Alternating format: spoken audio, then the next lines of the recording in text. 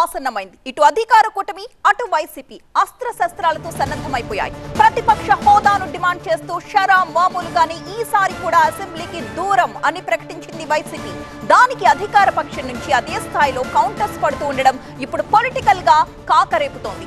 సోమవారం ఉదయం 9 గంటలకు ప్రారంభం కానున్న అసెంబ్లీ వర్షాకాల సమావేశాల్లో ఉభయ సభలని ఉద్దేశించి ప్రసంగించబోతున్నారు గవర్నర్ అబ్దుల్ నజీర్. ఆ తర్వాత 4 రోజుల పాటు ఈ సమావేశాలు జరగనున్నాయి. ఆగస్టు 20తో ఈ సెషన్ కంప్లీట్ అవుతుంది.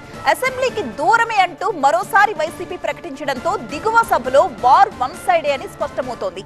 దీంతో ఇప్పుడు అందరి దృష్టి ఎగువ సభ శాసనమండలిపై కేంద్రీకృతమైంది. అయితే సభలో చర్చించే అంశాలు, పని దినాలపై బీఏసీదే తుది నిర్ణయం కాబోతోంది. అసెంబ్లీకి దూరమని ప్రకటించిన వైసీపీ మండలిలో ఎలాంటి వ్యూహంతో వ్యవహరించబోతుంది అనే విషయమే ఇప్పుడు ఆసక్తిని రేపుతోంది.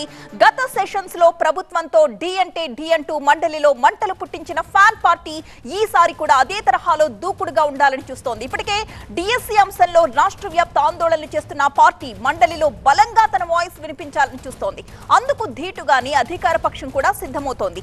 అసెంబ్లీకి రాకపోవడంపై వైసీపీని టార్గెట్ చేస్తూనే మండలిలోనైనా సరే తేల్చుకుందామంటూ సవాల్ విసురుతోంది. ఇటీవల ఏపీ అసెంబ్లీ కన్నా మండలిలోనే ఎక్కువ పొలిటికల్ హీట్ కనిపిస్తోంది కాబట్టి ఈసారి కూడా అదే తరహా మాటల యుద్ధం తప్పదు అన్న చర్చ జరుగుతోంది. అయితే వైసీపీ ఎమ్మెల్యేలు అసెంబ్లీకి రాకుండా తమను గెలిచిన ప్రజల్ని అవమానిస్తున్నారని మండిపడుతున్నారు అధికార కూటమి నేతలు.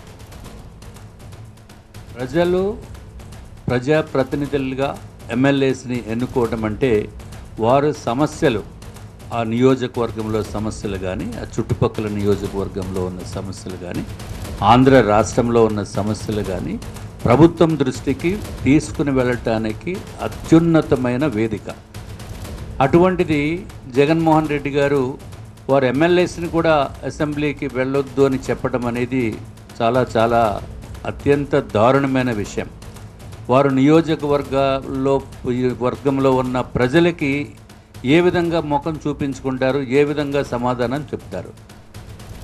మా ప్రతినిధి ఈశ్వర్ సిద్ధంగా ఉన్నారు మరింత సమాచారంతో. ఈశ్వర్, అసెంబ్లీకి శాసనసభకు వచ్చేది లేదు అని చెప్పి వైసీపీ తేల్చేసింది. శాసన మండలిలో తేల్చుకోవడానికి సిద్ధమవుతోంది. మరి ఎలాంటి ప్రతి వ్యూహాలతో సిద్ధమవుతోంది? ఈసారి శాసనసభకి రాకపోయినప్పటికీ కూడా అసెంబ్లీ యథావిధిగా వాళ్ళు మొదటి నుంచి ప్రతిపక్ష హోదా ఇవ్వకపోవడంతో తాము రాలేదని చెప్తున్నట్టుగా రాకపోయినప్పటికీ కూడా ఈసారి వాళ్ళ గైర్హాజరు అంశం కూడా చాలా ఆసక్తికరంగా మారబోతోంది. ఎందుకంటే 60 రోజుల పాటు వరుసగా గైర్హాజరైతే ఆ స్థానాన్ని ఖాళీగా ప్రకటించే నిబంధన ఉంది అసెంబ్లీ రూల్స్ ప్రకారం. దాన్ని ఎక్సర్సైజ్ చేస్తున్నట్టుగా ఇప్పటికే కూటమి ప్రభుత్వం ప్రకటించింది. ప్రధానంగా స్పీకర్ గతంలో అనేక సార్లు మాట్లాడుతూ దీనికి ఖచ్చితంగా ఏ ఎంప్లాయీ, ప్రభుత్వ ఉద్యోగి తాను ఉద్యోగంలో చేరి ఉద్యోగానికి హాజరు కాకపోతే ఎలాంటి చర్యలు తీసుకుంటామో ఇక్కడ కూడా ప్రజల సమస్యల్ని చర్చించాల్సిన చోట రాకపోతే అలాగే శాసనసభ నిబంధనల ప్రకారం 60 రోజుల పాటు వరుసగా గైర్హాజరైతే దానికి ఖచ్చితంగా ఆ స్థానాన్ని అనర్హతగా ప్రకటిస్తామని చెప్పి ప్రకటించాలంటూ పెద్ద ఎత్తున చర్చ జరుగుతోంది. ప్రకటించే అవకాశం కూడా ఉన్నట్టుగా స్పీకర్ అనేక రకాల రూపాల్లో చెప్పారు. సో ఇప్పుడు అది చాలా ఆసక్తిగా మారబోతోంది. గతంలో ఆ సెషన్స్ జరిగేటప్పుడు కేవలం వాళ్ళకి సంబంధించి వాళ్ళ అసెంబ్లీకి రాకపోతే అది పెద్ద అంశం కాదు, కానీ ఈసారి అసెంబ్లీకి రాకపోతే అది కూడా రాజకీయంగా చాలా కీలకమైన ఆసక్తికరమైన పరిణామంగా మారే అవకాశం ఉంది. ఇప్పటివరకు అసెంబ్లీ కూటమి ప్రభుత్వం ఏర్పడ్డాక 2024 జూన్ 12 నుంచి ఇప్పటివరకు 56 రోజుల పాటు అసెంబ్లీ జరిగింది. 2024లో 17 రోజులు జరిగింది. 2025లో 23 రోజుల పాటు అసెంబ్లీ జరిగింది. 2026లో ఇప్పటివరకు బడ్జెట్ సెషన్లో మొత్తం కలిపి 16 రోజులు జరిగింది. మొత్తం 56 రోజుల పాటు అసెంబ్లీ జరిగింది. అయితే జగన్మోహన్ రెడ్డి మొదటగా 2024లో జూన్లో అసెంబ్లీకి శాసనసభకి ప్రమాణ స్వీకారం చేసిన రోజే, ఆయన శాసనసభ్యుడిగా ప్రమాణ స్వీకారం చేసిన రోజు ఆయన మొదటగా హాజరయ్యారు. ఆ తర్వాత మళ్ళీ 2026 ఫిబ్రవరి 11వ తేదీన బడ్జెట్ ప్రవేశపెట్టిన సందర్భంలో హాజరయ్యారు. అయితే బడ్జెట్ ప్రవేశపెట్టిన రోజు గవర్నర్ స్పీచ్కి మాత్రమే ఆయన హాజరయ్యారు కాబట్టి అది అసెంబ్లీ సిట్టింగ్ కిందకి రాదు అని ఇప్పటికే శాసనసభ ప్రకటించింది.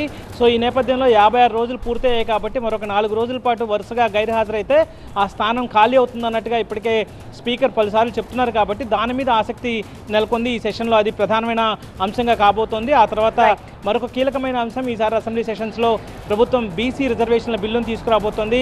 స్థానిక సంస్థల ఎన్నికల్లో 34% రిజర్వేషన్ ఇవ్వాలన్న వాళ్ళ ఎలక్షన్ హామీకి సంబంధించి దాన్ని ఇప్పటికే డెడికేటెడ్ కమిషన్ ఒక రిపోర్ట్ ఇచ్చింది. దాని మీద ఈ నెల 18వ తేదీన కేబినెట్ మీటింగ్ ఉంది. దాని మీద చర్చించి అసెంబ్లీలో అది దానిపైన బిల్లు తీసుకురాబోతుంది. మిగతా అనేక అంశాల మీద వైసీపీ కూడా డిఎస్సికి సంబంధించిన కావచ్చు, ప్రభుత్వం మీద అవినీతి ఆరోపణలకు సంబంధించిన అంశం మీద కౌన్సిల్లో పెద్ద ఎత్తున పోరాటం సాగించే అవకాశం ఉంది. సో మొత్తానికి ఈసారి గతంలో కంటే భిన్నంగా ఆసక్తికరంగా అసెంబ్లీ జరిగే అవకాశం మాత్రం కనిపిస్తుంది. Over to studio.